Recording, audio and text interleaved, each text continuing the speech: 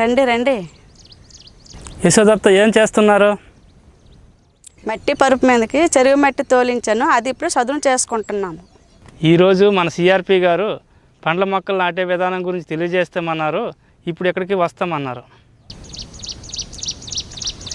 అదిగో మాటల్లోనే వస్తున్నారు. నమస్కారం. అరెకరా అన్నపూర్ణ పంటల నమూనాలో నేలను సిద్ధం చేయడం గురించి తెలుసుకున్నాం కదా. తర్వాత ఏం చేయాలి చెప్పండి సిఆర్పి గారు. అలాగే తప్పకుండా చెప్తాను. ముందుగా 3 అంతస్తులు వేసుకునే పండ్ల మొక్కలను నాటుకోవాలి. అది 3 దశలుగా చేపట్టాలి. మొదటి దశలో గోతులను సరైన కొలతలతో అంతస్తుల ప్రకారం తవ్వుకోవాలి. రెండవ దశలో 1 వారం రోజుల పాటు ఎండిన తర్వాత మట్టిలో ఘనజీవామృతం, పేడగత్తం, బూడిద, వేపపిండి కలిపి గోతులను పూడ్చివేయాలి. మూడవ దశలో 2 వర్షాలు పడిన తర్వాత పూడ్చిన గోతులు కొంతవరకు కృంగిపోతాయి. ఆ తర్వాత కొంత మట్టిని తీసి అనుకున్న మొక్కలు నాటుకోవాలి.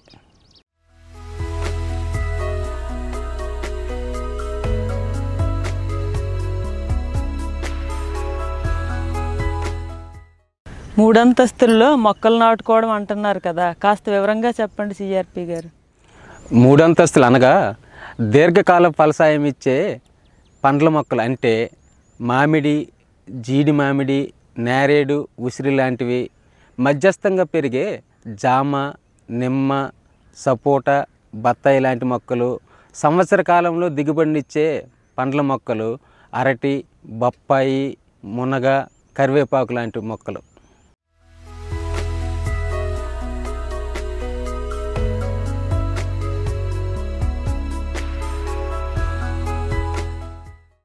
ఈ మొక్కలను ఎలా నాటుకోవాలో కాస్త వివరంగా చెప్పండి సిఆర్పి గారు. ఈ 3 అంతస్తుల పండ్ల మొక్కలను తూర్పు, పడమర దిశలుగా నాటుకోవాలి. సిఆర్పి గారు, ఈ మొక్కల్ని తూర్పు, పడమర వైపునే ఎందుకు నాటుకోవాలి? ఎందుకంటే పండ్ల మొక్కల నుండి వచ్చే నీడ ఇరువైపులు ఉన్న మట్టి పరుపుల మీద పడకుండా ముందు జాగ్రత్త అన్నమాట.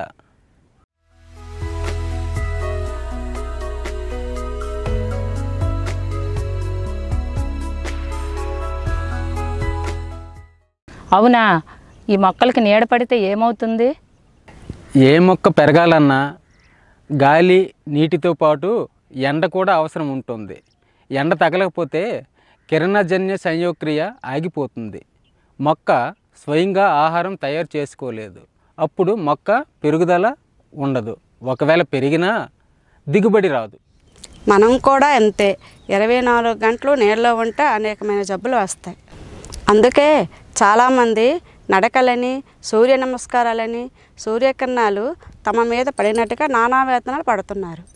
అయితే మనం కూడా అన్నపూర్ణ పంటల నమూనా వేసుకొని 2 గంటల పాటు మన పొలంలో కష్టపడితే ఆరోగ్యంతో పాటు రసాయనిక ఎరువులు లేని ఆహార పదార్థాలను పండించుకోవచ్చు అన్నమాట. నిజమే అన్నయ్య. ఇప్పుడు చాలామంది చదువుకునేవారు కూడా ప్రకృతి వ్యవసాయం చేయడానికి ఇష్టపడుతున్నారు. అవును తమ్ముడు, నేను కూడా విన్నాను. ఇంతకీ ఏ మట్టి పరుపుల మీద ఏ పండ్ల మొక్కలు వేయాలో చెప్పండి సిఆర్పి గారు. దీర్ఘకాలంలో ఉండే పండ్ల మొక్కలు అనుకున్నాం కదా, వీటిని నాటుకునేటప్పుడు 36 అడుగుల దూరంలో నాటుకోవాలి. ఇలా గట్టు వెలుపల భాగం నుంచి 7 లేదా 8 అడుగుల దూరం ఉండేటట్లు చూసుకోవాలి.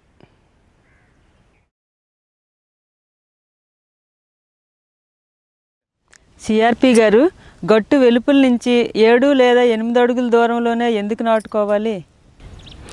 ఇలా నాటుకోవడం వలన ప్రక్క పొలంలో ఉన్న పంటలకు నష్టం కలగకుండా ఉంటుంది.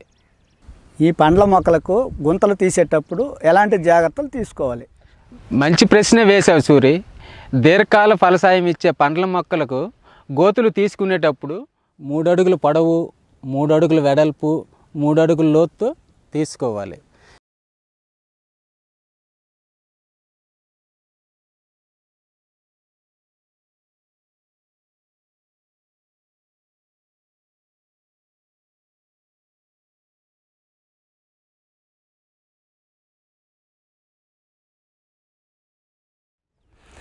ఇలా గుంతను తీసుకునేటప్పుడు అడుగున్నర లోతు గల పైమట్టిని ఒకవైపు, దాని కింద అడుగున్నర లోతు గల మట్టిని రెండో వైపు వేయాలి.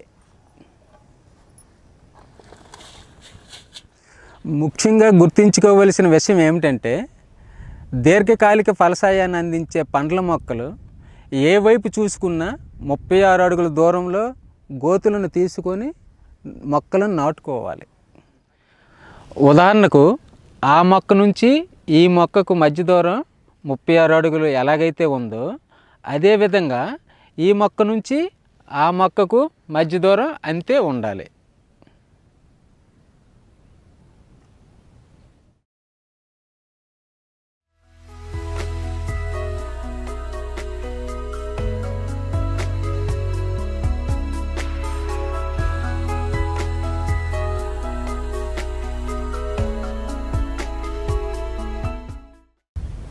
అదేవిధంగా మధ్యస్థంగా వేసుకునే మొక్కలు దీర్ఘకాలిక ఫలసాయాన్ని అందించే పండ్ల మొక్కల నుంచి ఏ వైపు చూసుకున్నా 18 అడుగుల దూరంలో గోతులను తీసుకోవాలి.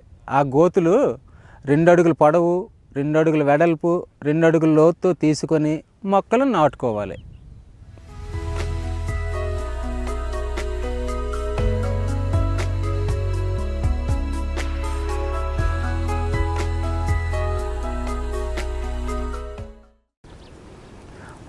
ముందు చెప్పిన విధంగా ఈ గుంతను తవ్వేటప్పుడు 1 అడుగు లోతు గల పై మట్టిని ఒకవైపు, దాని కింద అడుగు లోతు గల మట్టిని రెండో వైపు వేసుకోవాలి.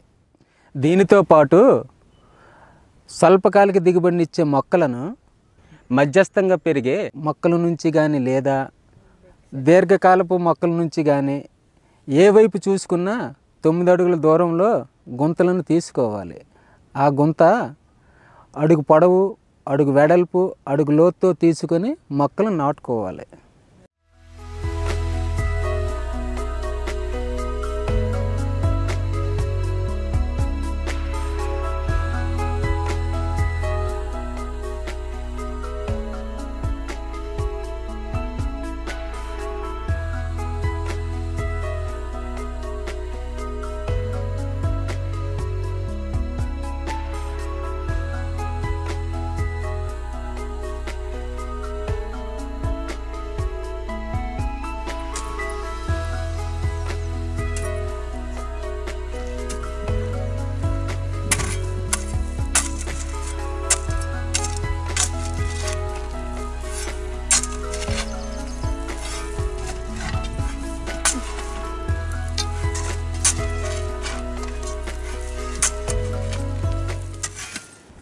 ఇలా తీసిన తర్వాత కనీసం వారం రోజుల పాటు ఎండలో ఆరనివ్వాలి.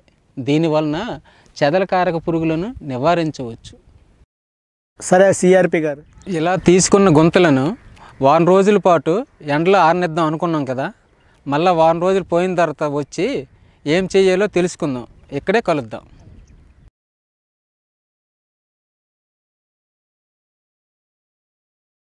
గుంతలు తీసి వారం రోజులు అయింది కదా, ఇప్పుడు 2 లేదా 3 కేజీల ఘనజీవామృతం, పేడగత్తం, బూడిద, వేపపిండి ఈ మిశ్రమాన్ని గుంతలో తీసిన పై మట్టిలో కలిపివేయాలి. ఘనజీవామృతం, పేడగత్తం, వేపపిండి, బూడిద ఈ మిశ్రమాన్ని కలపడం వల్ల లాభం ఏమిటి? మంచి ప్రశ్న అడిగావు ప్రకాష్. ఘనజీవామృతం, పేడగత్తం వలన మొక్కకు కావలసిన పోషకాలు అందిస్తాయి. వేపపిండి, బూడిద వలన తెగుళ్ళు, చెదలు రాకుండా నివారిస్తాయి. ఇప్పుడు ఈ మిశ్రమాన్ని ఆ పై మట్టిలో కలిపివేయాలి.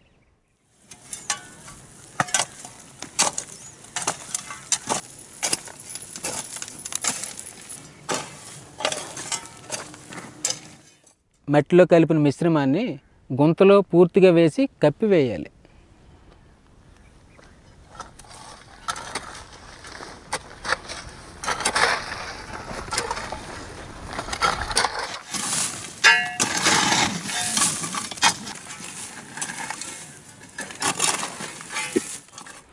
ఇదే విధంగా మధ్యస్థంగా స్వల్పకాలికంగా పెరిగే పండ్ల మొక్కలకు గుంతలకు కూడా ఘనజీవామృతం, పెంటగత్తం, బూడిద, వేపపిండి కలిపిన 1 కేజీ మిశ్రమాన్ని గుంతలో తీసిన పై మట్టిలో కలిపి దానితో గుంతను పూర్తిగా కప్పివేయాలి.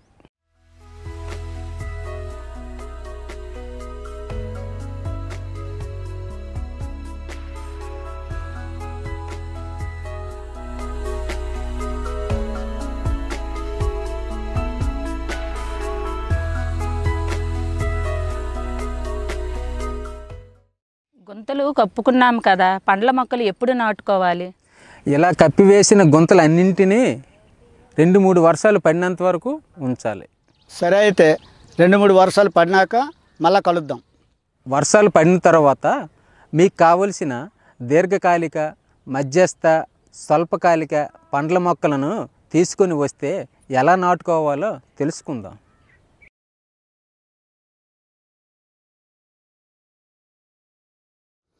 2 వర్షాలు పడ్డాయి కదా, మనం తెచ్చుకున్న మొక్కల్లో ముందుగా దీర్ఘకాల ఫలసాయాన్ని ఇచ్చే పండ్ల మొక్కలను నాటుకుందాం.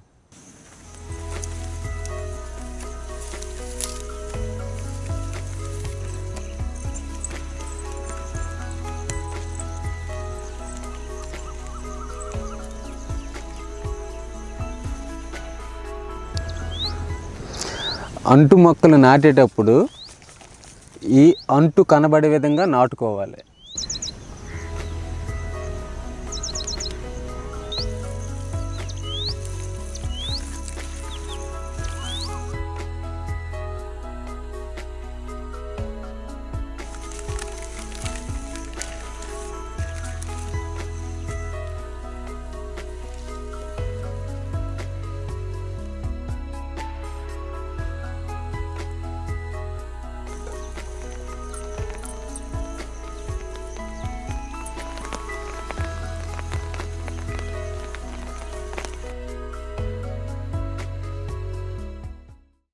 అదేవిధంగా మధ్యస్థ, స్వల్పకాలిక మొక్కలను కూడా నాటుకోవాలి.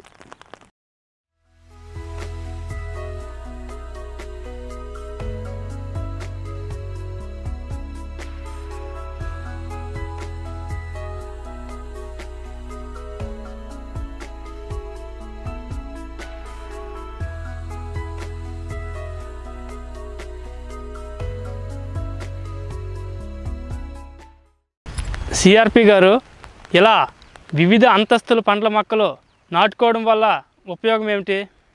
నాకు తెలుసుకోవాలని ఉంది, కాస్త చెప్పండి సిఆర్పి గారు. చెప్తాను. వివిధ అంతస్తుల పండ్ల మొక్కలు నాటుకోవడం వలన చాలా లాభాలు ఉన్నాయి. దీర్ఘకాలిక పండ్ల మొక్కలైన మామిడి, జీడి మామిడి, నేరేడు, పనస, ఉసిరి లాంటి మొక్కలు వేసుకోవడం వలన 50 నుంచి 60 సంవత్సరాల వరకు ఆదాయం వస్తూనే ఉంటుంది. మధ్యకాలిక పండ్ల మొక్కలు వేసుకోవడం వలన 3 సంవత్సరాల నుంచి పంట ప్రారంభమై 15-20 సంవత్సరాల వరకు ఆదాయం వస్తూనే ఉంటుంది. దీర్ఘకాలిక, మధ్యకాలిక పండ్ల మొక్కల నుంచి ఆదాయం వచ్చేలోగా కుటుంబానికి కొంత ఆదాయం రావాలి కదా, అందుకే స్వల్పకాలిక పండ్ల మొక్కలను నాటుకున్నాం. ఇవి నాటిన 6 నెలల నుండి ఫలసాయం ఇస్తూనే ఉంటాయి.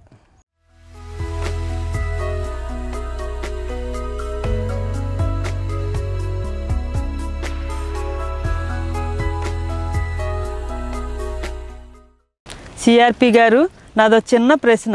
4-5 సంవత్సరాల తర్వాత 36 అడుగులు, 18 అడుగులు దూరంలో వేసిన పండ్ల మొక్కలు పెరిగి 9 అడుగుల దూరంలో వేసిన మొక్కలను పూర్తిగా కప్పుకుపోతాయి. అప్పుడు మీరు చెప్పినట్లే వాటికి గాలి, ఎండ తగలక పంట దిగుబడి రాదు కదా? నిజమే పూర్ణ, బాగా అడిగావు. 4-5 సంవత్సరాల తర్వాత 36 అడుగుల దూరంలోను, 18 అడుగుల దూరంలోను వేసుకునే మొక్కల వలన 9 అడుగుల దూరంలో వేసుకునే మొక్కల పెరుగుదలకు ఆటంకం కలుగుతుంది. పై 2 అంతస్తుల పండ్ల మొక్కల నుండి ఆదాయం వచ్చే వరకు మాత్రమే 6 నెలలకు ఆదాయం వచ్చే విధంగా ఈ 3వ అంతస్తు పండ్ల మొక్కలు వేసుకున్నాం. ఎప్పుడైతే మన లక్ష్యం నెరవేరుతుందో 9 అడుగుల దూరంలో ఉన్న మొక్కలను తీసివేయవచ్చు.